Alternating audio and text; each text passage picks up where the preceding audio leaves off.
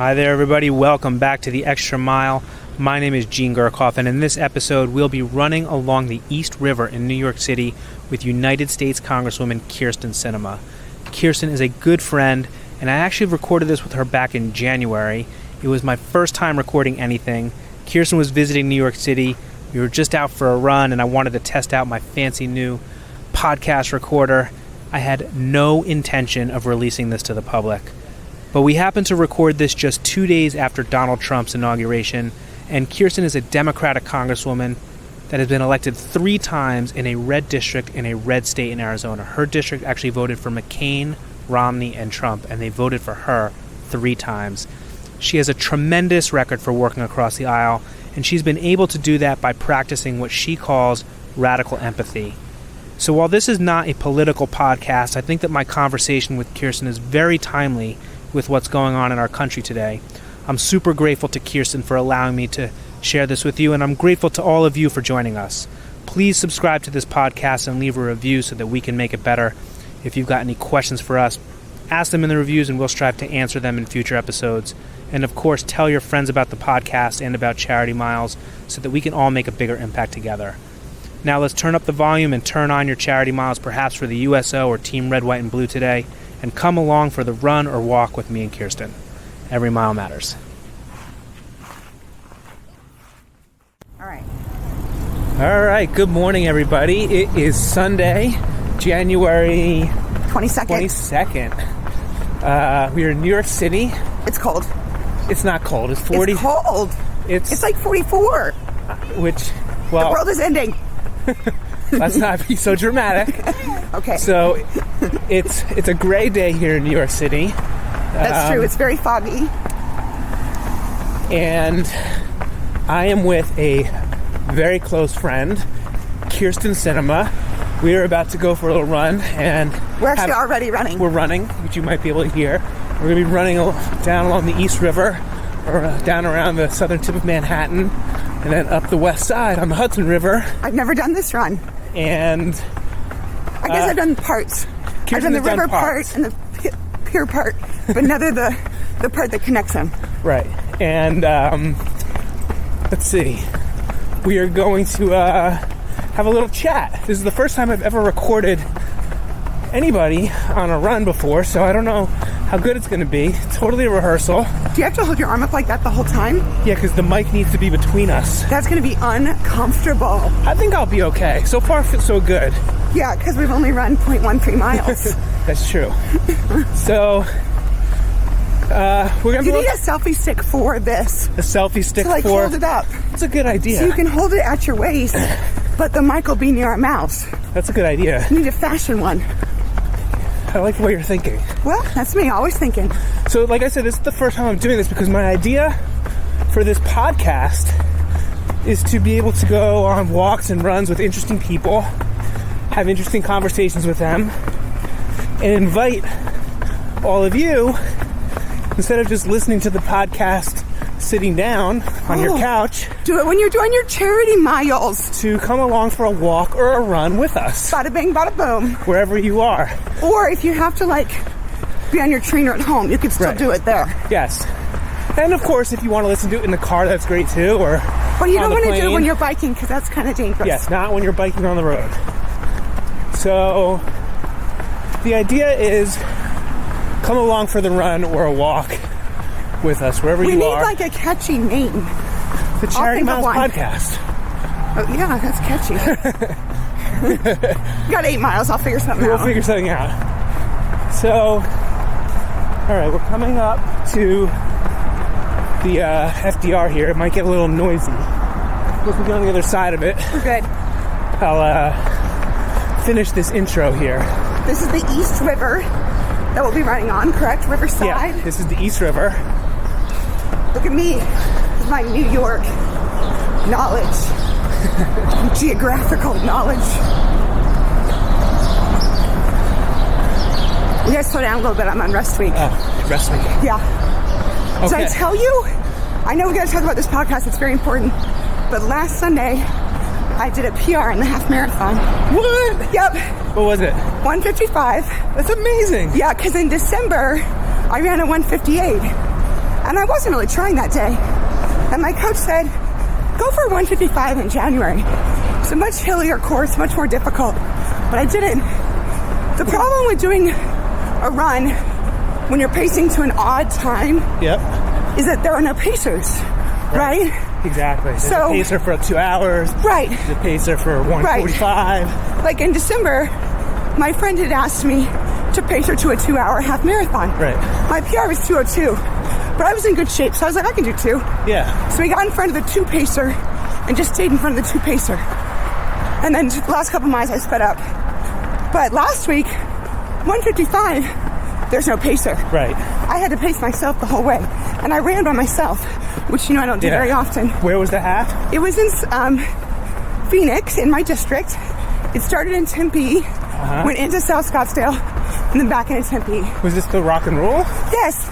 Nice. I usually do the full, but this year I did the half because I'm training for another full next month. Which is your next race? The Phoenix Marathon. I'm going to try and break 4 hours. Nice. Yeah, last year I did 4:03 on rock and roll, which is a tougher course. Right. So this is a flatter course. My goal is to break 4. Amazing. Well, wow. I know this sounds petty, but you know, Paul Ryan ran a 4-hour marathon when he was 20 years old. It was called Grandma's Marathon. Oh, Minnesota. In Minnesota. I got to break that time at double the age, because you know I'm 40. So that's my goal. My goal is to beat that time. Amazing. Does that sound is that too petty? No, I like it. You gotta have goals, man. That's right.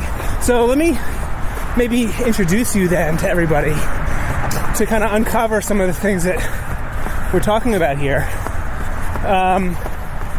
Oh, we forgot that part. Yeah, so like I said, I want to have a podcast where I run and walk with interesting people, get to hear some of their perspectives, some of their story on lots of different things. Hopefully it'll be interesting to you. Maybe there's some words of wisdom or insight in there. Probably not wisdom, but I'm sure I have stuff to say. I can't think of a better person to try this with first.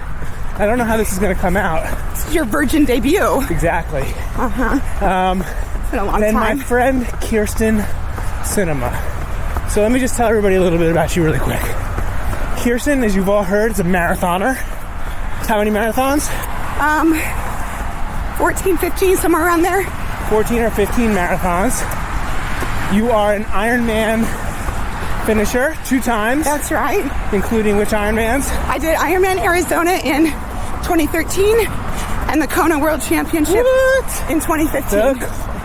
Kyrsten is a 2-time Ironman Finisher, including in Kona. But you too, though. You've done it. I've done it, but I didn't have to go to the med tent. No, you didn't. You finished with a lot more style than I did. That's actually always my goal. Don't go to the med tent. And let's see, you're an ultra marathoner. You just finished. Was this your first 50-mile ultra? Yes. So I did a 50K in 2014 to celebrate the election, my re-election. That was in Marin County, California. It was beautiful, very hilly, very tough, very muddy. They just had a big storm the day before. And I thought 50K wasn't so bad. So I did the JFK 50-mile in November of 2016 after a few months ago. Yep, after my second re-election. This is how I celebrate my election. Right. By running long distances. And so you've done the 50-mile ultramarathon, the JFK 50, which is a very famous race. That was hella hard. It was very difficult. A lot of it's on the Appalachian Trail, right? Yeah. Okay, so we'll talk about that. Now, as she has alluded to a few times, I was going to kind of save this for the end, but she's mentioned elections, districts.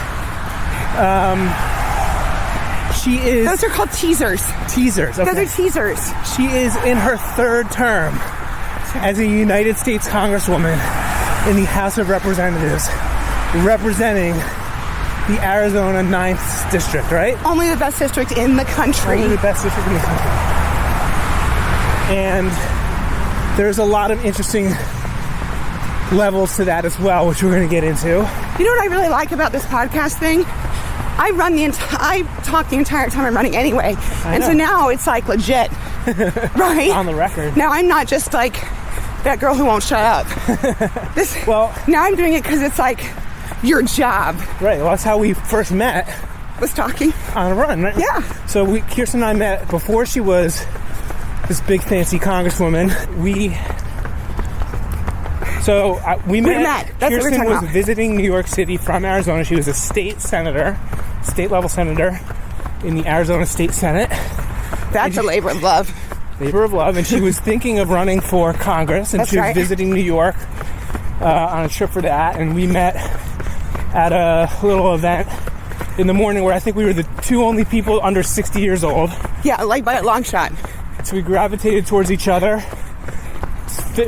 quickly found out that we were both runners, and the next morning we went for a run. Yeah, but remember the night before we went to a party together? Oh, that was fun. We did go to a party. At this awesome place in Soho. Yeah, that was a cool party. It was very nice. To support the Human Rights Campaign, That's right.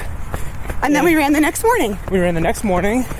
And I knew instantly that Kyrsten was going to be a close and dear friend. And this was before Charity Miles was even invented. It was. Remember?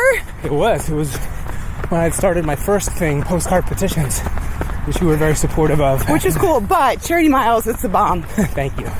So, as you're saying, Kyrsten is in her third term as United States Congresswoman. It's so very young. Still very young and spectacular in every way. But wait, I'm about that introducing you and your qualifications. Oh. Okay? We kind of jumped the gun. I was trying to save the Congress thing for a little bit, but we jumped the gun on it. Well, this will maybe keep people listening a little bit longer. Okay, you are a lawyer. I am. You are a social worker. That's my favorite job. Right? Yep. You are a college professor. That's right. Okay. I teach at Arizona State University. Whoa, go Sun Devils. Okay. Well, and what do you teach at Arizona State? Well, I'm a part-time professor, so I teach usually 2 classes a semester. But this semester, I'm teaching 3 classes. It's crazy. Wait, 3 classes while she is a Congresswoman. Okay. Yeah, I'm not done yet. I'm not done. There's more. Okay, so I increased my teaching load. Oh, God. Because I'm getting my MBA right now. Which is the next thing I was going to say. Yeah. And so I teach more because as a part-time professor, you get abatement on your tuition. So I was like, yeah, I'll teach more. Money. That's right. Save some money. That's me. Economical. So I teach at the School of Social Work. I teach grant writing, fundraising for nonprofits. I teach public policy and development. And I teach social work and the law. Unreal. And I also teach in the political science department and justice studies. Those are all my departments. While you are a Congresswoman. Yeah. While you're running ultramarathons. Yeah. And marathons. Yeah. And half marathons. Yeah. But I'm not done yet. Right. Because as you split your time between DC and Arizona, by the way, you fly back and forth just about every weekend. Every week. Flying cross country. Still getting all this in. When you are in DC, before you go to work in the morning, you are a spin instructor. Yeah. So I learned how to teach spin a couple years ago because I've been taking spin. It actually, for those of you who are triathletes, spin is an awesome complement to your training because it allows you to go very intense with no danger, right? You're not going to run into a car. You're not going to fall off a cliff, but you can do serious hills and some serious sprints. Build your strength, build your stamina. Sprints is, like spin classes are awesome. So I've been taking them for several years at this awesome studio about a mile from my apartment. I run to the studio, take 1 or 2 classes, run home, get ready for work. And after a while I was like, I want to learn how to teach spin. So I'm friends with the owners of the studio. And I was like, girls, can you teach me how to teach spin? And they did. So then I started teaching spin at my fundraisers. Because it's you do spinning fundraisers? I do spinning fundraisers. I did not know this about you. I have one on Monday, January 30th. In DC? In DC. I do them at home too in Phoenix. That is such a better way because instead of drinking bad wine. Yeah, I picture fundraisers like, you know, these boring cocktail parties. Yes. Or somebody like locked in a room making phone calls. Exactly. So I do exercise fundraisers. We call it Kyrsten's Capital Challenge. And each month we do a different workout. So it's a fun way for me to get done what I need to get done, which is fundraise to keep my job, but also to do what I love to do, which is work out and be active. I love that because a lot of what, again, kind of get back to the theme of this podcast is like all these things that we typically do sitting down or in non-healthy ways, like listening to podcasts or, you know, watching TV or something for entertainment, which is very just consumptive, sitting down on a couch, very passive. Accelerating your movement towards death. Right. Because if you sit too much, it makes you unhealthy. That's right. So you want to move. Which is why I want to do this podcast in a way where I'm not sitting in a studio recording with you. I'm out running with you. Under this bridge. What's this bridge? Well, we're coming to the Williamsburg Bridge now, by the way. Boom. It is a foggy, misty morning. It's really beautiful out. We're along the East River. Looking over to our left is Brooklyn. Across the East River, Williamsburg, which is under construction right now. Lots of development going on there. But like I was saying, it's like we're out. We're not sitting down in a studio. I hate doing that. Where hopefully you listeners out there are not sitting down on your couch. We want this to be active and participatory so that you are out walking and running with us. Believe me, we're not running fast, so no. You could probably walk with us. I'm on rest week, so it's totally chill. So I love that about your fundraiser. It's not just like passive thing where you know, cheap wine, bad cheap cheese. Wines, everybody like sitting and standing around. No, we do fun stuff. Totally passive. It's an active, participatory, participatory endeavor. Healthy, active, fun. I love that. Me too. That is such a great idea. I learned how to teach spin so I could do a spin fundraiser. And I started doing them every couple months, 3 or 4 months, and I was like, this is fun. And then my friend, Kevin McCarthy, he's on the other side of the aisle, he's a Republican. Great. He's the majority leader of the United States House of Representatives. He's the number 2 guy in Congress. He comes up to me, he's a good buddy of mine, and he said, why don't you teach a spin class for us? And I said, Kevin, you can come to my spin fundraiser. And he was like, yeah, I can't come to your spin fundraiser because I'm a Democrat and he's a Republican. So while we're really good friends, you know, he's not going to give me money or anything. He said, why don't you come start teaching us in the gym? Because members of Congress, we have a gym. We have a gym membership. We pay like $50 or $60 a month to have this gym membership. Yep. And it has a little spin area in the gym. He said, start teaching us a class. So I did. You teach a class to Congress? To members of Congress. You teach a spin class. I did not know this part. Yeah, I do. Every Wednesday morning. How many people, every Wednesday morning, how many Congress people show up? Well, we only have 8 bikes. So my typical class is 5, but it can get up to 7. And after that, you get on a waiting list. Who are some of the people that show up to your are you allowed to say? Oh, yeah, absolutely. So my most dedicated student is Mike Thompson of Napa, California. He's in his early 70s, but let me tell you what. That dude can roll. He is a great cyclist. He's been cycling for years and decades. Last time I went to Napa, he lent me a bike from one of his buddies. We went and did this epic 50-mile rolling hill ride. And he's 70 years old? He's 72, I think. Oh my God. And we did this amazing ride in Napa and Sonoma County. It was gorgeous. So Mike's only missed 1 class ever because his best friend died and he had to speak at his funeral. God. But that's the only reason he missed, because of a funeral. Another person who's really, really talented is Tom Graves of Georgia. Tom's a Republican, very conservative. So if you're listening, you know, and you're conservative, don't look down on him. He's still very conservative. He always wants me to say that. But he does have one Democrat friend, me. It's you, yeah. That's right. And he is a talented triathlete. Wow. So we started running together. He's really helped me. How old is he? 46. Okay, so he's... Yeah. Okay. 46, I think, yeah. Yeah, because he aged up last year. No, he aged up 2 years ago in triathlon. He did what? Aged up. Oh, aged up. Yeah. I aged up last year. It was my best year in triathlon. Wow. Because I was the youngest in my age group. Right. It was awesome. So, Tom is an accomplished triathlete. His son is one of the best junior triathletes in the country. He's part of the junior USAT team. He's very talented. Wow. So Tom spins with me every week. We run together on Thursdays. He helps me run a lot faster. We use intervals that make me feel like I'm going to die. And last year, we even traveled to Omaha and did the USAT Sprint Championships together. Unreal. Isn't that cool? That's so cool. And then... So he does your spin class? Yeah, so I've got a spattering of Democrats, Republicans, men and women. There are more men than women. But that's Congress. That's Congress. Right? Congress is still only 18% women. Right. So my class is more men. But that's okay. So we do that every Wednesday morning. And then about twice a month, on Thursday mornings, I teach a biker bar, which is a spin studio in Barracks Row in Washington, D.C. Right, I saw that online. That's where I learned how to spin. I learned how to spin at biker bar, and they taught me how to teach. So I teach there a couple times a month, just for fun. You know, I don't take a salary. I just teach because I like to teach. Right. And I'm going to take a swim class anyway, so why not teach it? Yeah. It's fun. I love it.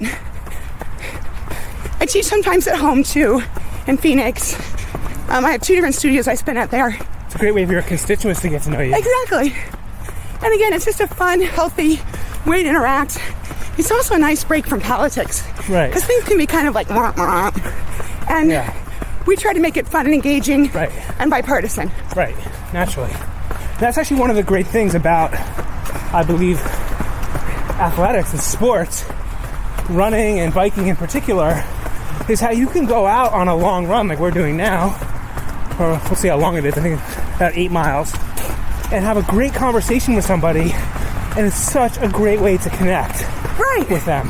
And you can overcome a lot of perceived differences. Right. So I have this running group at the Capitol. I call them the Fast Boys. I'm the only woman in the group, and these boys are fast. I mean fast. They're running sub-8s, no problem. And I am like the little engine that could, you know? I'm short. I'm not that skinny. Sorry, I know I said I was earlier, but everyone knows that's not that true. You're looking great, by the way. Thank you. I'm working so hard. And I have to, like, literally run like a bear is chasing me until we get to the next stoplight. And they're all chatting. I'm heaving, trying not to vomit. And it is so good. It's so good. It's helped me get so much faster. And these guys are just wonderful friends. Republicans and Democrats together. And they push me, they support me, they help me. Last year I was training for the Capitol Challenge, which is an annual 5K. Yep. And I wanted to defend my title. Right, because you were the fastest woman, right? In Congress, that's right. But there are these new women. You crushed Pelosi? Yeah, I don't think she runs. You see her out there in her Prada heels? Yeah. Running. Well, I was nervous because there's a newer woman in Congress, very fit. She was a running instructor before she came to Congress. A running instructor? I thought she was going to just toast me. What's her name? Mia Love. Mia Love. Where's she from? Utah. Wow. Oh, so they serious running out there. Yeah, and she weighs 90 pounds. I'm $150. So I was training really hard because I have to keep my title. I mean, that's all I have. I'm in the minority. This is it. That's all I have. So these guys helped me train, and I won that race. Again, a 4-year champion. She's coming for me this year, though. Oh yeah? Oh, I'm gonna still win. 5K, right? Yep. What was your time? I ran a 7:40 mile. That's awesome. So what is that? 23 something? Yeah. That was about 22, 23 minutes. Yeah. I collapsed at the finish line into the arms of Tim Welts of Minnesota, one of my running buddies, because I ran so hard. I only beat her by 11 seconds, but oh my God. I had to work so hard. So this year I'm going to do even faster. This actually brings up something. I don't think this is going to be like a political podcast. So, but what I think is interesting about this, we are 2 days ago, Donald Trump was elected to be our president. Well, sworn in. I was there. He was elected earlier, so he had his inauguration. And I'm a Democrat. You're a Democrat. Yep. Not going to get into that necessarily, but there's a lot of people in the Charity Miles community I know that voted for Donald Trump. Right. And, you know, it's interesting for me because, you know, when I run with Charity Miles, or if I walk, I'm walking for health. I'm walking for the environment. You're walking for moms. I'm walking for moms and for women. Because you had a new baby. And I think that all the people who voted for Donald Trump when they use charity miles, walking for the same they're things. walking for the same things. That's exactly right. And so they're walking for veterans. They're walking to stop cancer. Yep. They're walking to get pencils for kids. Yep. They're doing all the same stuff. And so a big kind of, after I was depressed for a while, really started to think about empathy and trying to think, like, how do we, we all really care about the same things. Yes. We're all striving to make a better world. And one of the big lessons of the election and how surprising it was for me is that we all, I think, need to take a moment and more purposefully walk in each other's shoes. Or run in each other's shoes, run with each other, walk with each other, have these types of conversations so that we can better understand and work with each other. And one of the things about you I'm smiling so much. I know she is. And I think this is really interesting to be running with you today because just to give a little people more background on you, you're from the 9th District of Arizona. That's right. You are a Democrat. That's right. Arizona is a red state. That's right. Your district is a pretty split district. It's not safe for anybody. That's right. Slightly more Republican than Democrat. And in the last three political elections, presidential elections, your district voted for McCain. Yeah. They voted for Romney. Yeah. And they voted for Trump. And hold on, they voted for you in all three of those elections. That's right. By a lot. By a lot. And one of the things that I think is really special about Kyrsten, I think is special about you, Kyrsten, is that you have an amazing way of connecting with people and being able to reach across the aisle and work with people who might be just diametrically opposed. Right. And maybe but not on everything, only on some stuff. Right. Right? And you have a great way of understanding and empathizing with people to truly know what it is that they care about and to see past the ad hominem, to see past the personal kind of attacks that might get thrown up in the media. Right. And to work with people. And I think that's something that we all need to learn more about. And so I wanted to throw that part out there as something that we might be able to talk about and get your perspective on it. Well, that's fundamentally who I am. Long before I got into politics, I was a social worker. And a social worker's whole job is to connect with your client, have empathy. Empathy is not the same as sympathy.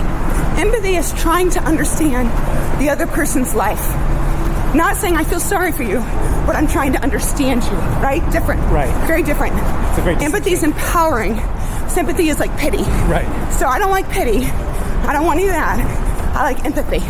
So my whole career has been about meeting people, trying to understand where they're from, who they are, why they are what they are, and then seeking to love them and find a connection between us where then we have a personal human bond.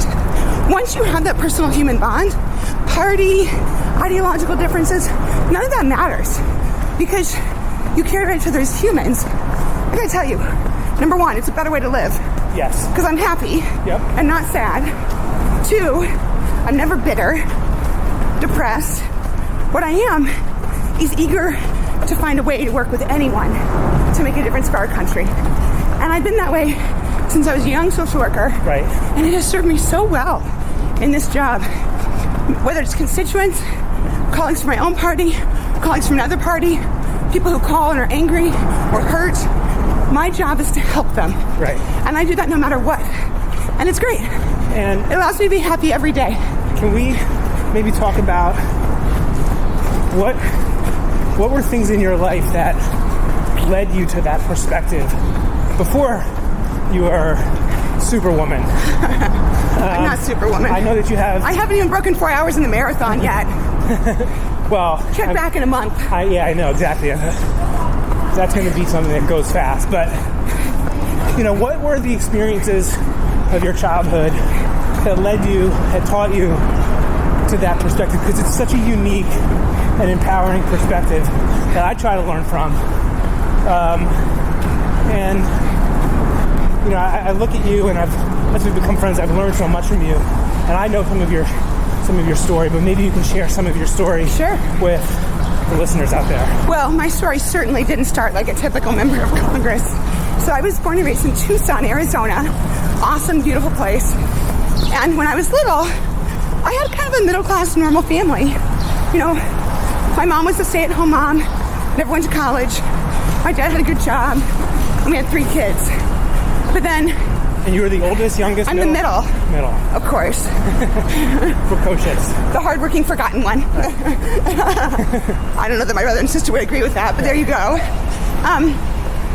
So, in the early 1980s, my dad lost his job. And then my parents, like so many families that are facing financial stress, they got divorced. And when they got divorced, my dad left. And then my mom was left, high school diploma, 3 little kids, 7, 5, and 3, and really no job or skills. So we lost everything. We lost our car. Although, I gotta tell you, I don't know who would repossess an orange El Camino. That thing was so ugly. Wait, but, don't knock it. I mean, it was ugly. I mean, now I know it's vintage and everything, but at the time it was just ugly. In Brooklyn, you could probably rent that on Airbnb. Right? Well, my Barbie's probably still melted to it. So speaking of Brooklyn, sorry to interrupt this. We're under the bridge. We are under the Brooklyn Bridge right now.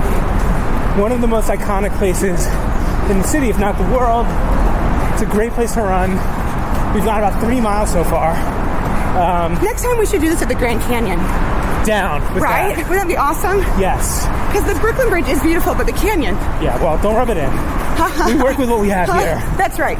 And it is gorgeous. Right. So wait, let's take a second and get a picture of us here that I can put in the show notes. Okay, I just have to stop my Garmin, everyone. Yes. Okay. She's a serious runner. She stops her Garmin. I stop my Garmin. Okay. No, if I fall down and die, someone stop my Garmin. Right? Isn't that, I think there's a shirt that says that. Yeah. It'll be like, oh, she had a PR. She had a PR before she went down. Okay. Okay, the Brooklyn Bridge is beautiful, but this water is kind of dirty. Look. You know what? It's a lot cleaner than it used to be. It is? It is. Well, there you go. Okay, we're smiling. Look, it's the mist in the background. Awesome. All we need are some gorillas, right? Exactly. Gorillas in the mist.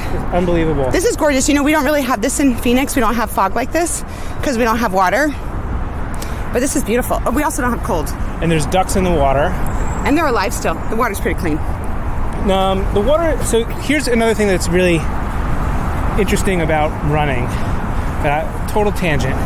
Running, I believe, has a way to transform communities because when we get out and run and walk places, instead of just being in our car all the time and driving by so fast, you start to see the area and you start to feel it. And when I started running down here, when I moved to the city in 2004, it was so much dirtier. And we're on a beautiful path right now. There was no path here. Well, this path is gorgeous. Right now we're on like a little wooden pier. Yeah, there was no path here. It was just like kind of like a grassy dirt path. So it's kind of like this dirty part underneath. We're underneath the FDR, so if people hear cars whizzing by, that's what they hear, the FDR highway. And it was filthy, and there was like needles on the ground and grass and trash. But now it's gorgeous. The water was so much dirtier. And because, you know, as runners started to come over here, as people started to walk and get outside more, they started to know, they started to care. The city got involved, they cleaned it up, and when they cleaned it up, more people come out, which makes them clean it up more people come out. And that's now, like that movie, If You Build It, They Will Come. Right. Field of Dreams. See, Field of Dreams. It's baseball, different sport, but same, right? And same. Kind of, yeah. Okay. That's more like a dad movie. Dad, you want to makes you cry every time. Dad, you want to play catch? Makes you cry every time. Gene, you're a little bit of a crier. I am a crier. I'm not. But it's amazing how much this part of the city has changed. And they've renamed it. It's called the East River Esplanade. Yes. It's actually really pretty. We are now on an esplanade. On the esplanade. Are we going back over here? Which is so fancy. So now we're going to Kids, I'm turning my Garmin back on. Garmin back on. Now Boom. It counts. Okay, so you grew up. Sorry. Okay, yeah. So we left off with the Orange El Camino. El Camino. And it was Arizona, so you're not supposed to like leave your Barbies and stuff in the car because they'll melt. So like one of my Barbies is like melted in the car. Oh, she went too. Anyway, we lost our home to foreclosure a few months later, and it was tough times. You know, my mom was doing her best, but she didn't really have the skill set she needed to take care of 3 young kids on her own.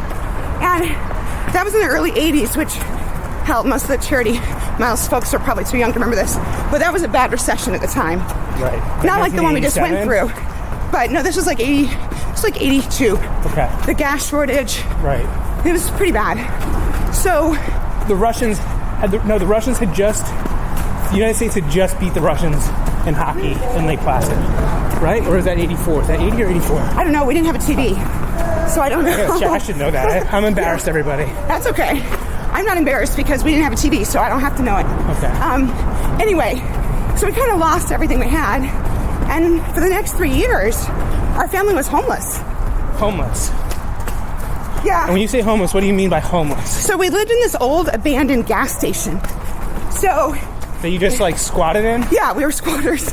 So it was like this concrete building, didn't have windows, didn't have running water, no electricity, didn't have plumbing.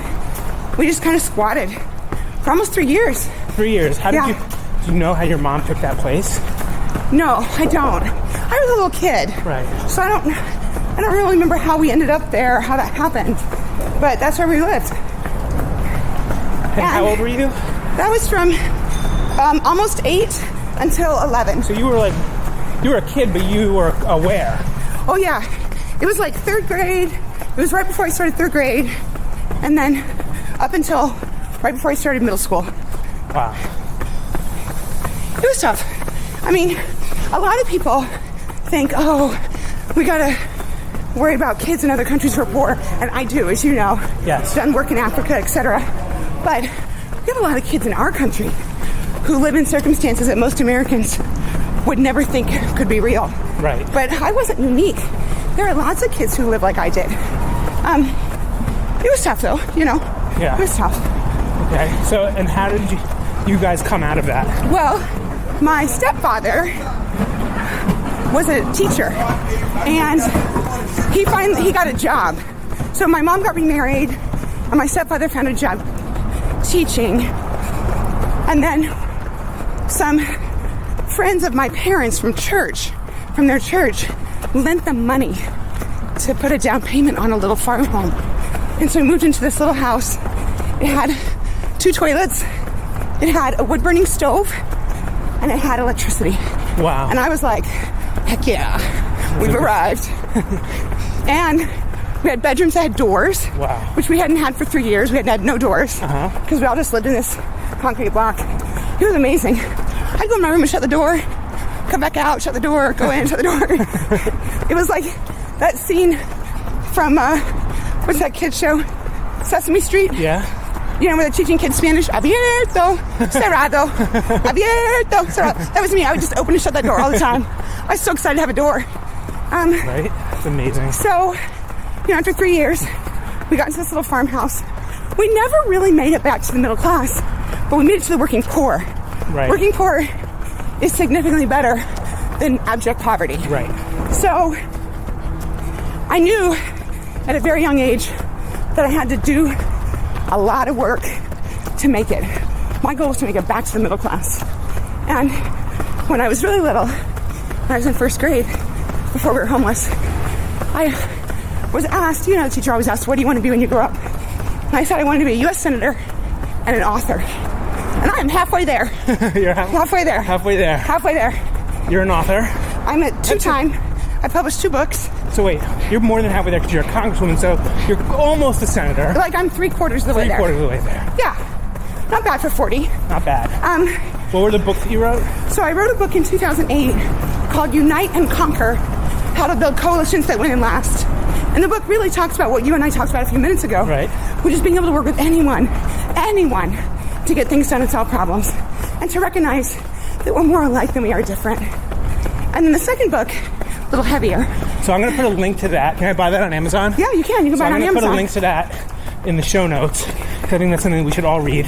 The second book is an academic book that I just published last August. It's a book about the Rwandan genocide. Right, you do your PhD on this. I That's forgot right. to mention this in the intro. Yeah. So when I met Kyrsten, and she was still a state senator, and she was running for Congress, she was also at the same time flying back and forth to Rwanda. Yeah. To complete her PhD about the Rwandan genocide. That's right. Which is a very heavy subject. Yeah, I mean, this is like not a comedic piece. Right. No. But it is, in my opinion, an historical, geopolitical analysis of what happened over the course of 90 years to turn this little country into a home of the greatest, and I mean greatest in terms of scale, the swiftest, most efficient genocide in modern history. Unreal. So let's talk about that for a second, actually. So, it's actually I think it an important offers lesson. some perspective and lessons, because as challenging as we think things are now, and they are challenging, God willing, we're not dealing with a genocide on our hands. Right. So the story of Rwanda in American press was a very, frankly, simplified story. The story in America goes, 2 tribes started fighting, one killed the other. That's not true. First of all, there aren't tribes. They're all the same people. But during colonization, the Belgians, students of history will know the Belgians were fierce. They were the harshest of all the colonizers in Africa. You know, next door in the Congo was King Leopold, who owned the country personally. He used it as his own piggy bank. Horrible.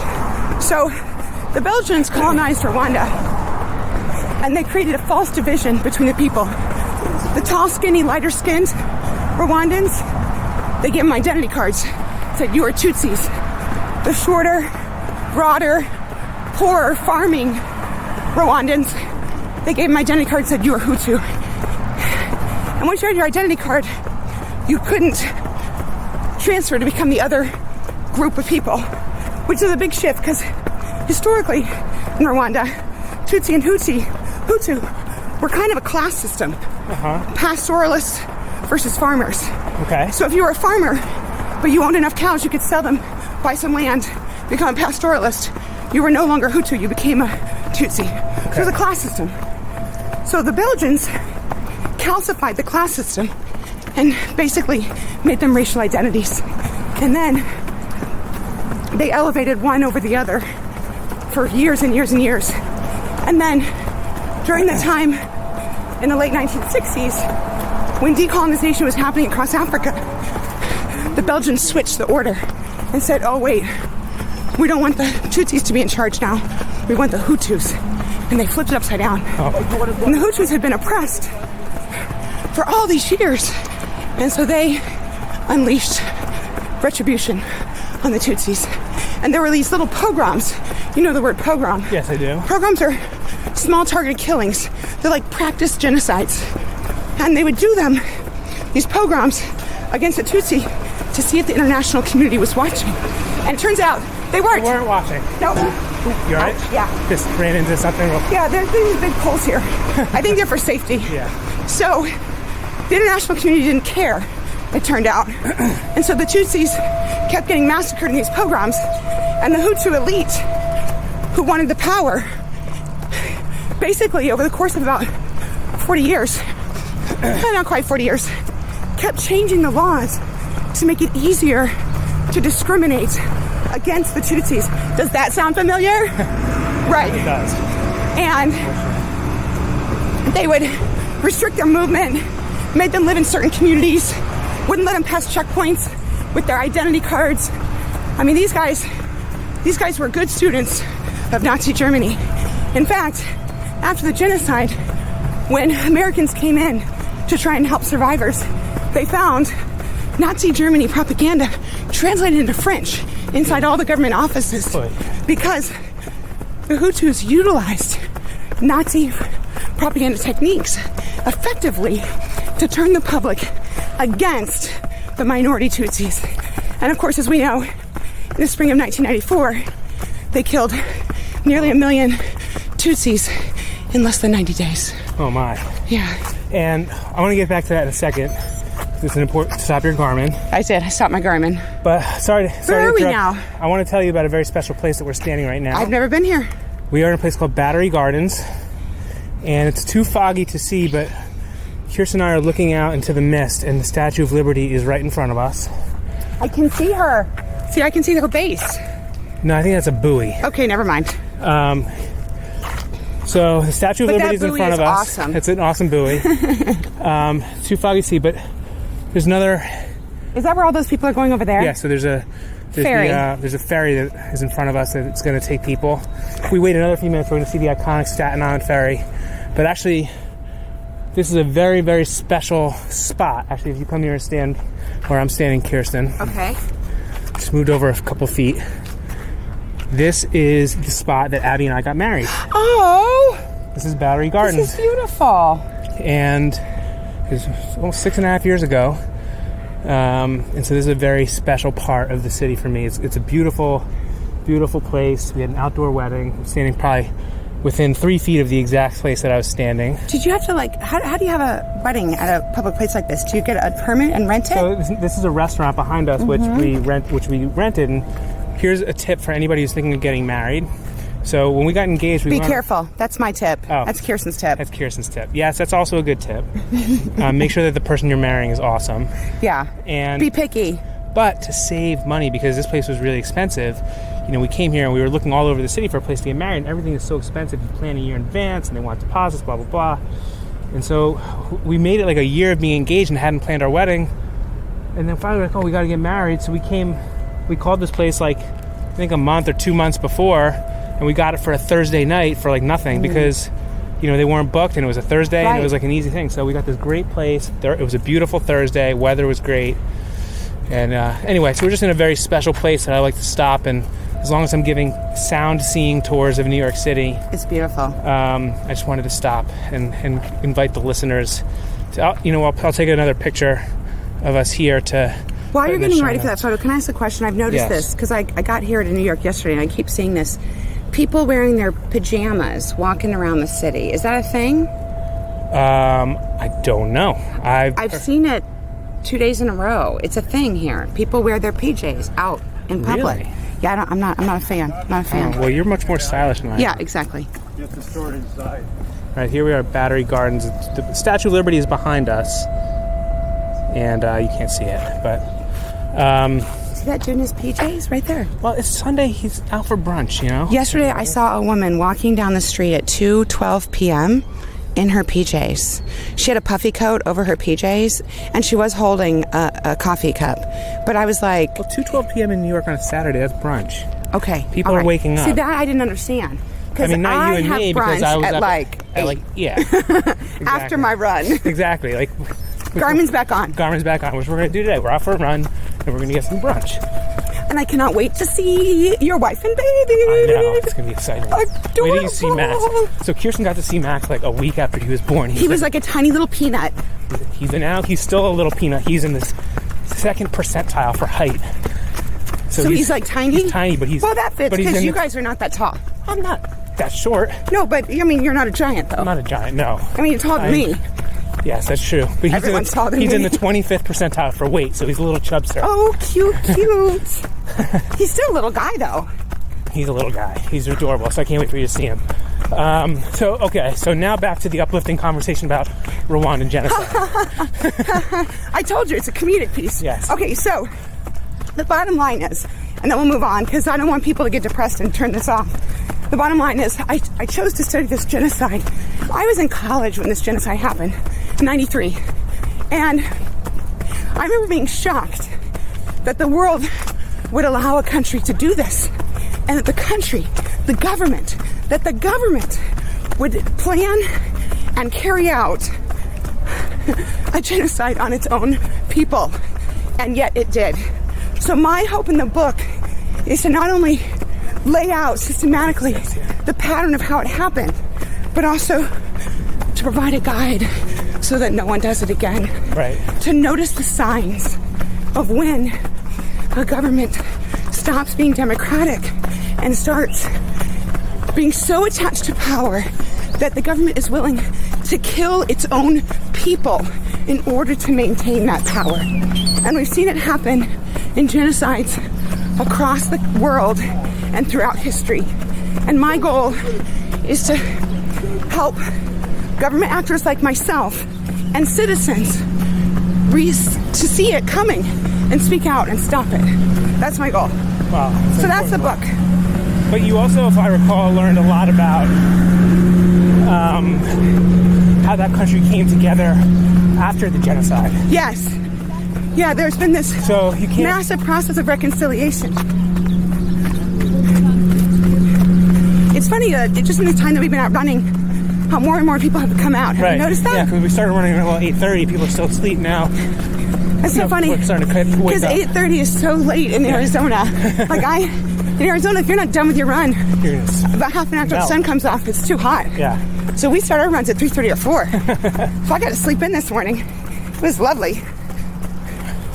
So I think that's an amazing lesson too, because as horrifyingly divided genocide in a country. Well, people are killing their own family and their neighbors. And they were able to have a reconciliation process where they came together. That's right. And what are some of the lessons of that, which I think could be important for us right now? Well, there's this concept in Buddhism called radical acceptance. And it's the idea that instead of saying I like this or I don't like this, you just acknowledge what is. And you choose to come to peace with what is. It's very difficult. I suck at it. Well, you don't suck. You're actually very good at it, which is one of the things that... That's only because I'm trying so hard. We all have to try hard. Right. It's not something that comes easy to people. No, it's difficult. But that's the first step to not necessarily forgiveness, because I don't think it's fair to ask any victim to forgive a perpetrator, but to have radical acceptance. It is what it is. And then choose to move forward. And I think that is something we can all practice in our daily lives whenever little things happen. When your spouse or your partner does something that irritates you, when someone at work offends you, when one of my colleagues votes against something I care deeply about, just have radical acceptance. There's nothing you can do about it. And you can choose whether to be angry about it or whether to accept it and let it go. And that's what I'm trying to do in my life, is to have acceptance, radical acceptance. It doesn't mean that I don't stop caring or fighting for things I believe in. It just means that I don't take personal offense or get personally hurt or upset when other people behave in a way that I don't like. I try not to not like it. Right. Isn't that weird? Yes. Well, it's weird. It's also maybe to dive a little deeper into it. I mean, because I take personal offense about a lot of things. When you stop doing it, you're much happier. That could be true. But how do you not take personal offense to something like, your family member being killed? Well, I have to remember that the other person's actions come from their own experiences, not mine. And their perspective is different than mine. Their experiences have been different from mine. Their pain, their demons are different than mine. And I don't know how they got where they are, but I know how I got where I am. And it ain't pretty or perfect, right? So, rather than judge others, I try to just not judge. This sounds so simple, but it's actually so difficult. It really is. I have to practice it a lot. Sometimes I get a little worked up and then I have to remind myself, this is not about you. Well, there's a great quote in the movie Fight Club. You are not a beautiful and unique snowflake. I love that quote. It's actually a footnote in my first book. It's to remind myself I'm no different or special. I'm the same as everyone else. So we as Americans spend our whole lives wrapped up in us, right? Right. Let it go. Someone else is someone else. Let's play the devil advocate here for a second. Well, you're good at that. Yes. You're a little devilish anyway. Sometimes Abby is always reminding me not to be so judgmental. And it's something you're kind of judgy. I am, and one of the things that I say sometimes is that there's nothing wrong with being judgmental if you have good judgment. But who defines good judgment? Well, some things that's very subjective. Some things, yes, but in some ways it's subjective. But I'm comfortable saying that genocide is bad. I think in my spectrum of subjectivity that there's enough latitude to fit that judgment in. Yeah, I think most people would agree with you. Okay. Although many of the people who were part of the perpetrators of the genocide, some of them had been brainwashed. Right. And thought that they were doing what they were supposed to do. Now, I am concerned about that. Isn't there some little part in you, a moral compass that should be don't do that? Right. Even if the government's telling you to, no, bad idea. Right. Right? I don't know. I've never been in that situation. I hope that I would be a resistor. I think I would be a resistor. I feel fairly confident I would. But who am I to judge others? I don't know. Well, again, here's where I get to be devil's advocate. There's this rhetorical, who am I to judge? Well, I'll tell you who you are to judge. You're Kyrsten Sinema. You are an incredibly smart, talented, knowledgeable. You've had a lifetime of experiences that has spanned being homeless as a child to putting yourself through many schools. Yeah. You've earned a college degree, a law degree, a master's in social work, a PhD that brought you around the world to Rwanda. You have been all over the country and the world meeting people and seeing things. Yep. And those experiences and your knowledge of history inform a judgment. Yes, but they're all filtered through my own life experiences. And my point is that and so I think your judgment has been filtered through your life experiences. Yeah. Which means it's slightly different than mine. That's true. But mine's not better than yours. No, because maybe we're both within like a reasonable spectrum of judgment. Right. But there is, I believe. So you're saying there are boundaries? I think there must be some boundaries. Like maybe the boundary is genocide. Maybe the boundary is before that. But maybe it's regular murder? I don't know. I don't know if it's... This is pretty deep for a podcast. I know, but that could be an interesting conversation. Yeah, I agree. But like, is it a matter of not judging? Or is it can you say, like, I judge. Genocide is bad. That's pretty messed up. That's terrible, what you did. But I'm going to... Because you said it's not about forgiveness. It doesn't have to... No. It could be forgiveness. It could be... If you want to, but you don't need... I don't think you need to. I don't think you have to. And I think it's unfair to ask someone to forgive when they've been wronged so deeply. Right, that's true too. So then maybe it's something else. Radical acceptance, which includes judgment. Because frankly, like... But instead of... You're judging and choosing to accept anyway. Right. Choosing to work past the judgment. The whole concept of radical acceptance is not that you stop thinking or feeling. It's that you learn to be okay with what you are thinking and feeling. Right. Instead of judging your own judginess. Right? Yeah. So, I can say, God, this person in front of me, you know, she's so rude at the airport, for instance, right? So rude. But instead of me thinking, oh, she's so rude, what I try now to think is to myself, gosh, I wonder what she's going through. She probably had a tough day. Right. Kid was crying. Right. Spilled her protein shake all over her lap. Had to change outfits. You know, so I try to think like that. Right. There's something in her life that's impacting her ability to be a kind and generous person today. Right. Which isn't necessarily a matter of judgment, because you can still judge, that she was rude. It's just radically accepting it. But maybe it's trying to look past the judgment and try to understand where that person is coming from. That's right. Which I think maybe we all need a little bit right now. This is what I learned to do as a young social worker. That was fundamentally my job. I worked with innocent kids who were being neglected and abused. I worked with teens who were in the juvie system. And you know what? Everyone had their story. Everyone had their stuff.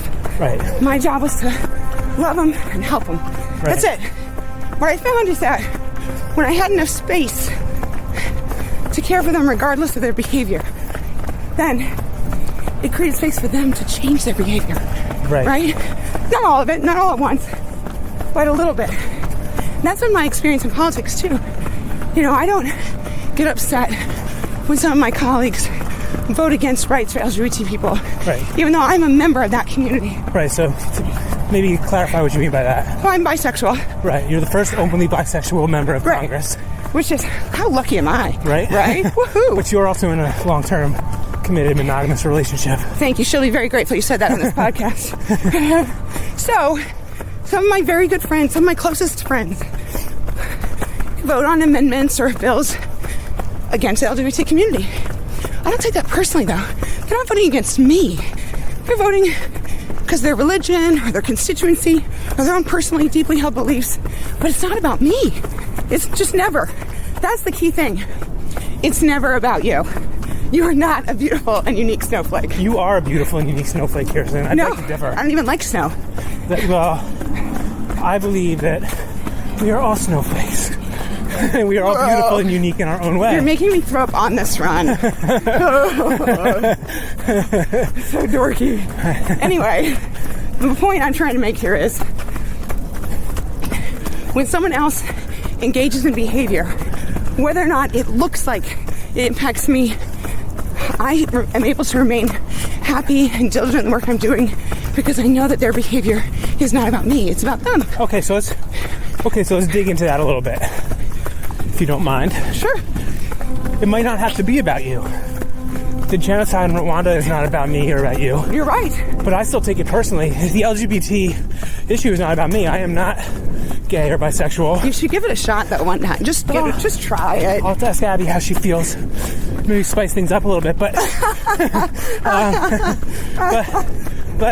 unfortunately you'd only be trading down though. But I have friends, and even if I didn't have friends, there's a moral compass through my experience in life. Yes. That I have learned in my experience that it is not okay. And this is where I say it's okay to be judgmental if you have good judgment. I'm comfortable with my judgment that we should be accepting of people regardless of their sexual orientation. We should not impose laws that make their lives worse. I happen to agree with you. That they should not be treated, that we have learned through the history of our country that second-class citizenry is against what we stand for in our Constitution. Right. And so I'm okay with that judgment in saying that. And notwithstanding that, you have an interesting point that, maybe it's worthwhile, it certainly is worthwhile to take a moment and to think about why somebody might feel differently about that, and what is their life experience. And where did they get that? What is their life experience? Exactly. That led them to think that, but... Exactly. They were raised in different circumstances, different influences, different things drive their life. And so, I guess the reason why, apart from personal happiness, I choose to live this way, is that my experience has been that by living this way, others have also changed and grown in their relationship with me, right? So, for instance, when I was in the state house, there was this woman in the state senate, very, very conservative woman, member of the LDS church, very... What's the LDS church? The Mormon church. Okay, and you grew up Mormon. I was raised Mormon, but I'm not Mormon today. Right. Didn't stick. But she was taught that gay is wrong, right?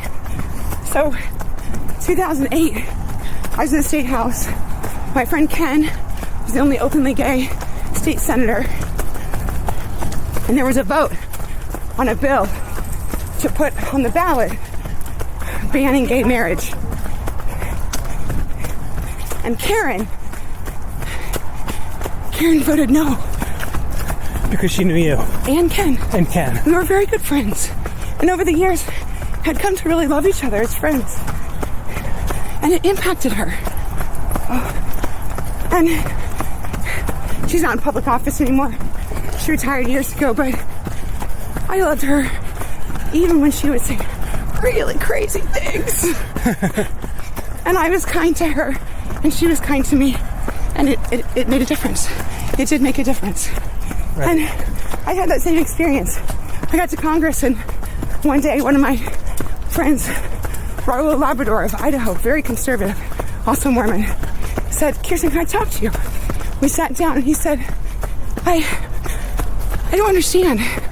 Some people are really mad about my bill, religious freedom bill. Why? I don't understand. And what I thought to myself was, Raul and I are close enough friends that he feels comfortable asking me to help him understand why some people in the gay community don't like his legislation. And what was his legislation again? There's a religious freedom bill that basically said it's okay to discriminate against gay people if it's your religion. Right. Which, I mean, obviously I disagree with it. But the fact that he asked me to sit down and talk to him about why people were concerned is a sign that investing in these relationships makes a difference. That bill didn't pass, by the way. And he hasn't introduced it again. He might this year, but he hasn't yet. And I was touched that he felt comfortable and close enough with me that we could have this conversation. That meant a lot to me.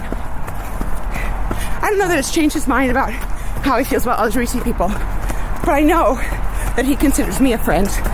And the fact that he asked my opinion shows that he respects my viewpoints. I think that's worth it. Right? That's worth That it. is very interesting. It's worth it.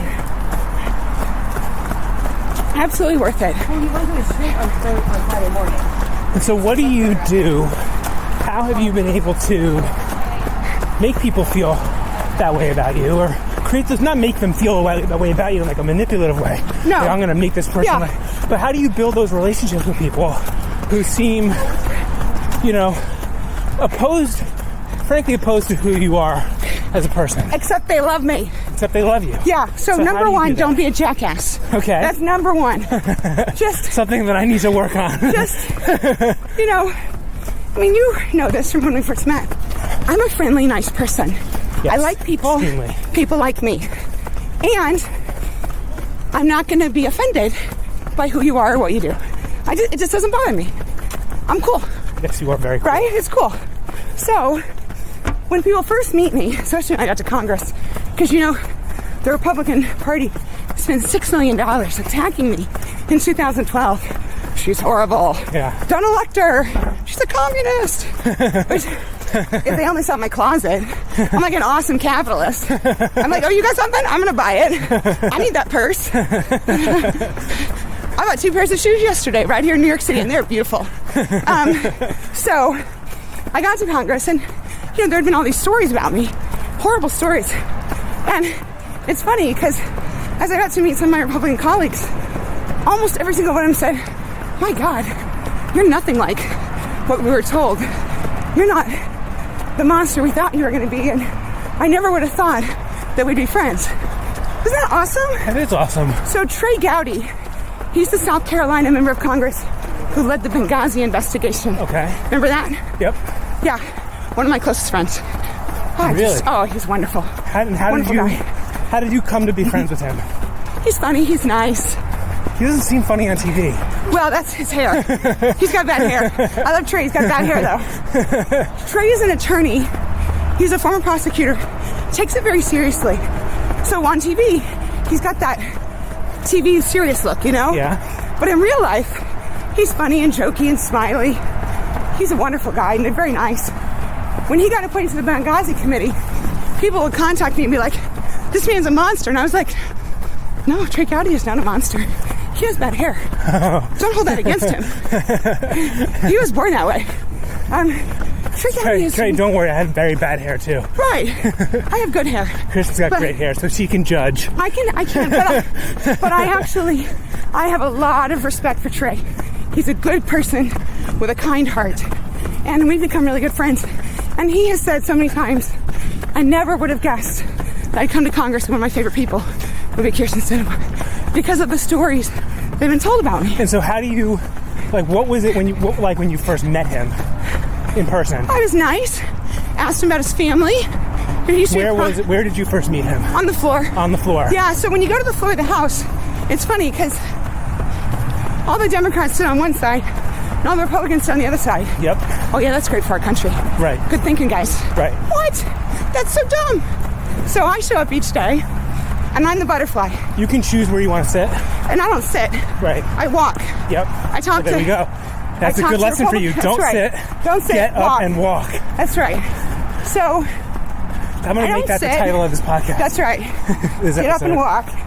So I walk around the chamber talking. Sometimes I have business to do. I have to go ask someone to help me with a bill. I have to go ask someone to support me on something. But I also just spend time checking in with my friends and building friendships. Right. So when you look on the floor of the House, some people sit in the same spot every single day.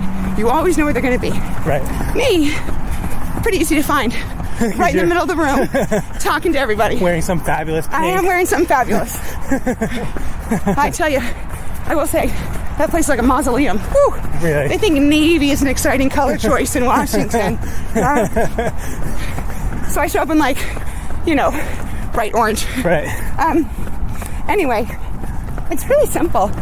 Show up, be nice, be genuine, be authentic. A big part of, I think, I have so many friends and people care about me, so I actually care about them, for real. Yes, you do. So, my friend Tom, his son, who's that great triathlete, he's 15, one of the best junior triathletes in the country. Every week or two, I ask Tom, how's your son? What's his next race? how's he doing? But it's not because like you're trying to ingratiate yourself and be Because I genuine. care. You're interested. How's he doing? And that kid's awesome. And you found a genuine area of common purpose and That's right. common interest. And my opinion is you can always find at least one thing in common with another person. Right. Always, at least one. And once you find that one, there will be more. Right. So it takes effort. You have to invest in it. Some people come to Washington, show up, do their votes, fly home. Right. But that's not real life. That's a half life. I want a real life. Right. So that man looks like he's going to fall over and he's running, doesn't he? He was like running into the pavement. Anyway, I want to have a life.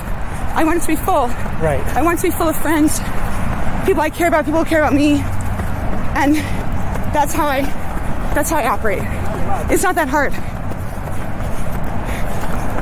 And so, when you met Trey, Trey. Trey. Trey. Trey. When you met him, and what were the things that you were able to bond with him over that you were able to form this close relationship? Well, we're both attorneys. Right. And one of the things that I admire about him, he's an attorney's attorney. Like, he takes his duty seriously. And when he was a prosecutor, I was a defense attorney. Right. So two sides of the same coin. Right. But he, in my opinion, regardless of his political opinions, used his attorney mind to conduct that hearing. Huh. He was fair and respectful to the minority. He allowed everyone to speak. He never spoke harshly, got into fights with other members. He behaved as if he was in a courtroom. Dignified, appropriate, thoughtful. I didn't agree with him in most cases. Some I did, though, actually. What I was grateful for was the way that he conducted himself.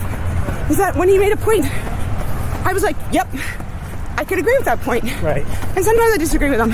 But he was always respectful and kind and thoughtful. And if you ask the lead Democrat on the committee, he would say the same thing in Mr. Gowdy.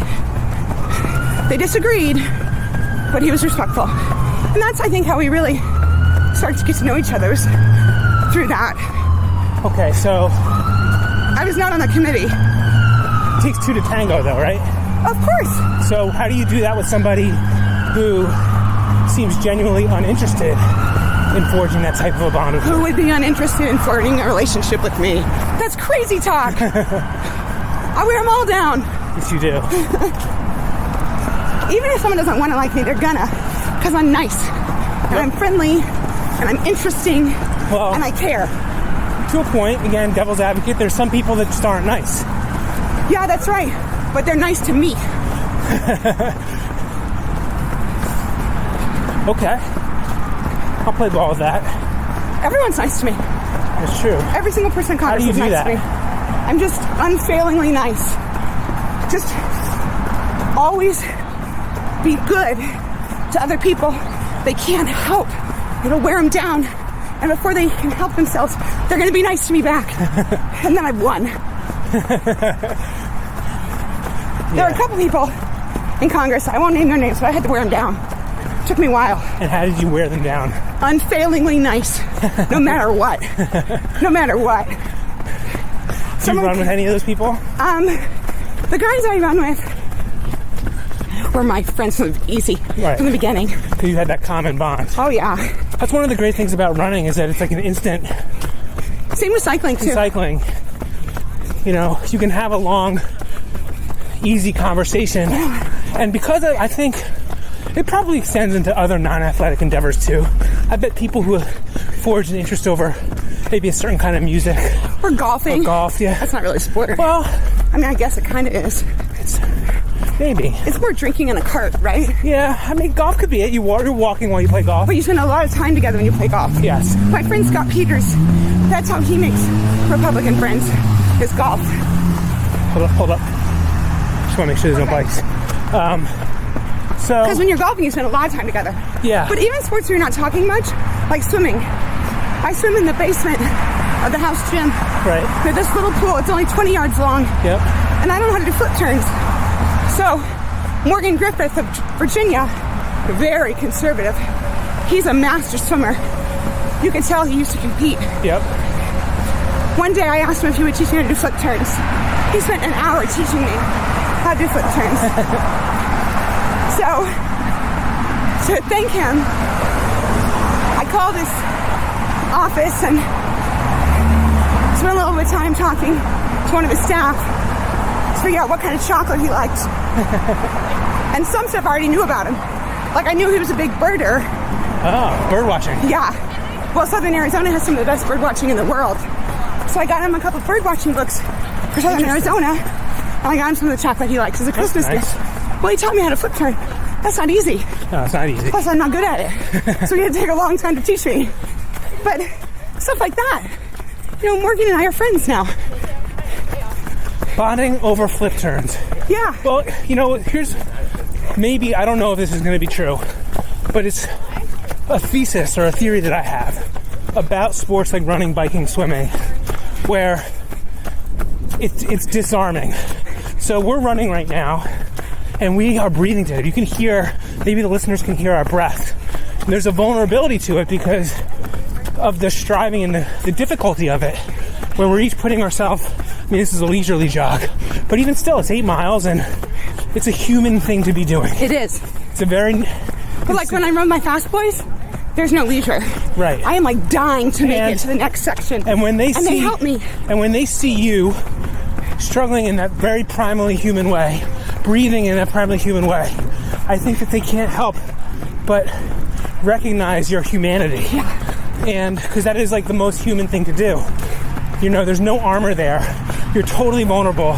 You put yourself out in a way that is physically, emotionally, spiritually vulnerable. You're testing yourself, something you might not be able to achieve. Well, there's also some humility there. Because, like, for instance, for me, when I'm running full out to keep up with these guys, they're jogging. Right. They're jogging. Right. And I am, like, freaking running like I'm at the Olympics. Right. You know? This is my chariots of fire. And you're willing to be that vulnerable. Oh, yeah. Or the fact that... And I think they admire how hard I work. And they don't judge the fact that it's hard for me to keep up.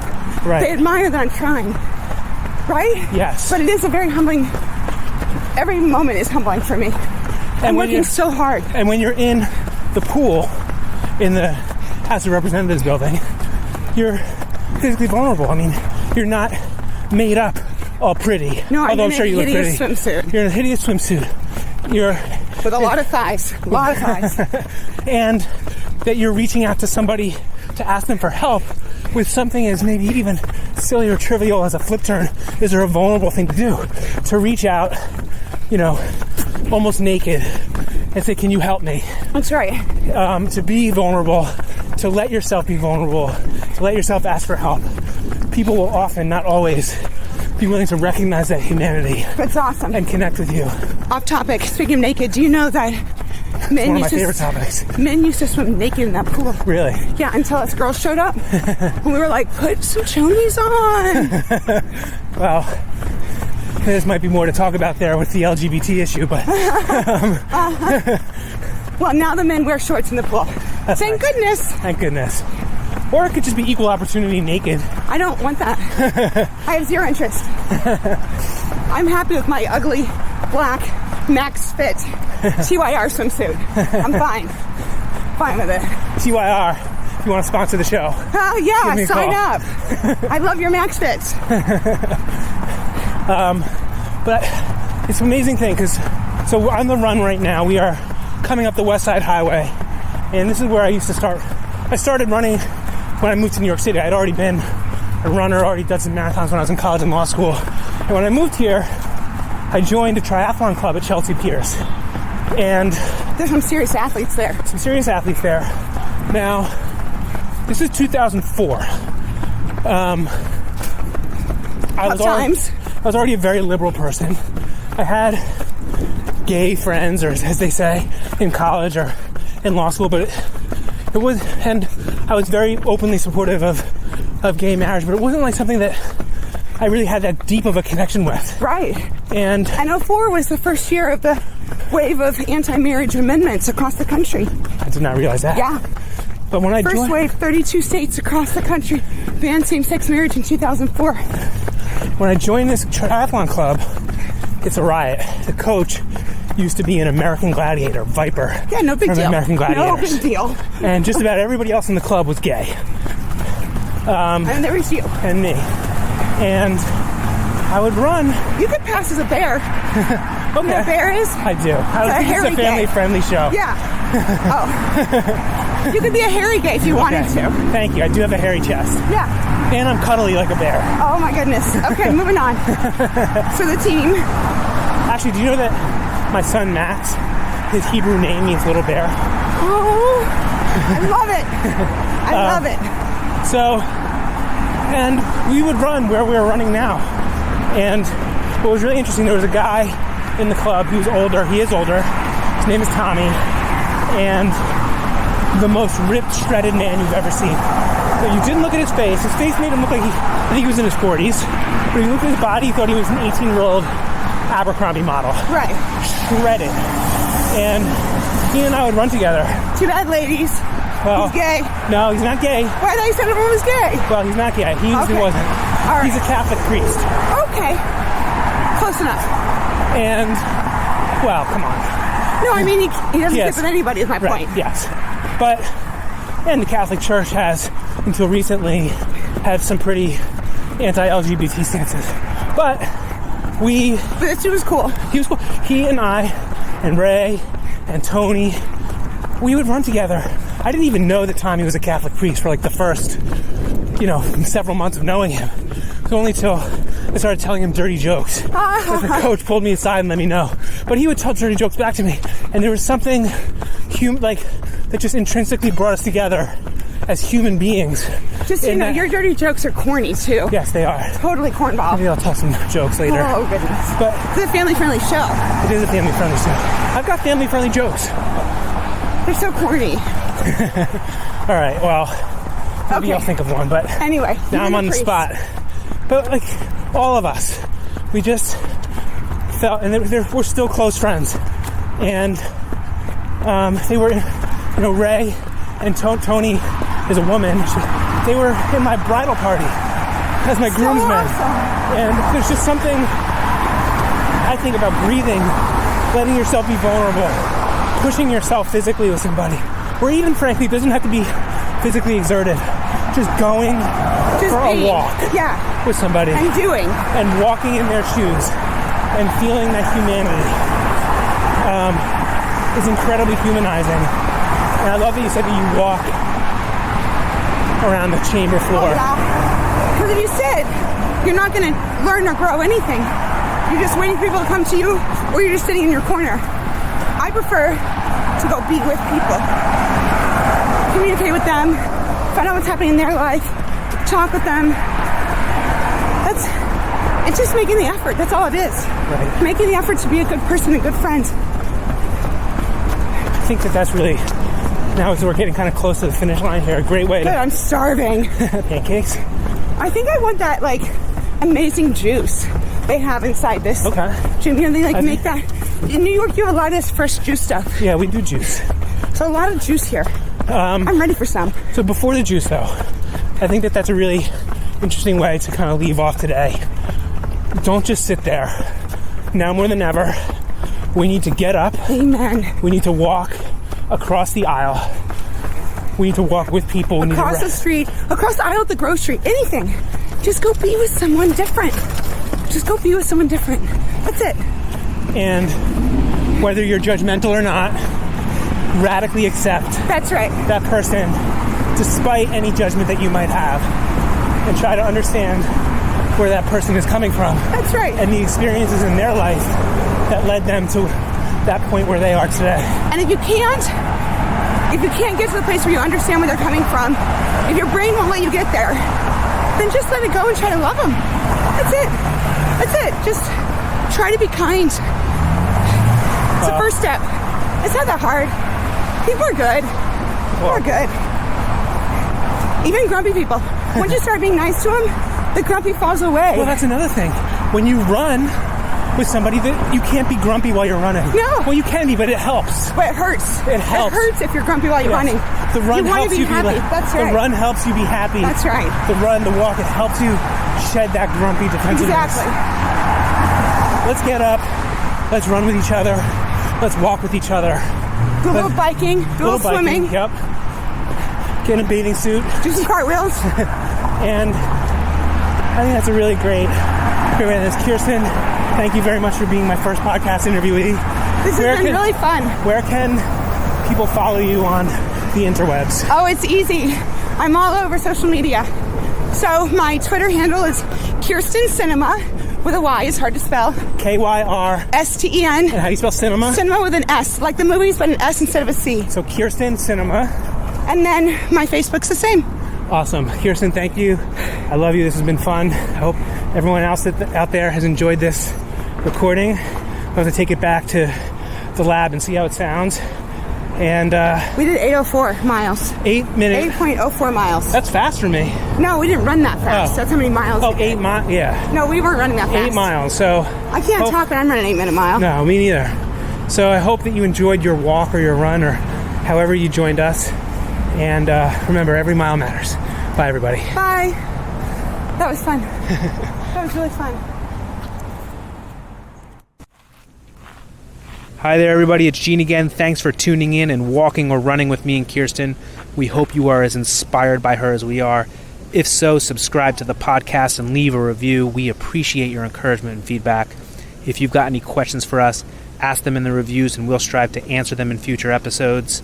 Tell your friends about the podcast and about Charity Miles so we can all make a bigger impact together. And of course, stay tuned for our next episode that we'll be releasing next week, where I walk along a country road in Putnam County, Connecticut with Jesse Itzler, a former rapper turned billionaire entrepreneur who recently spent a month living with a Navy SEAL and lived to write a book about it. It's an awesome interview.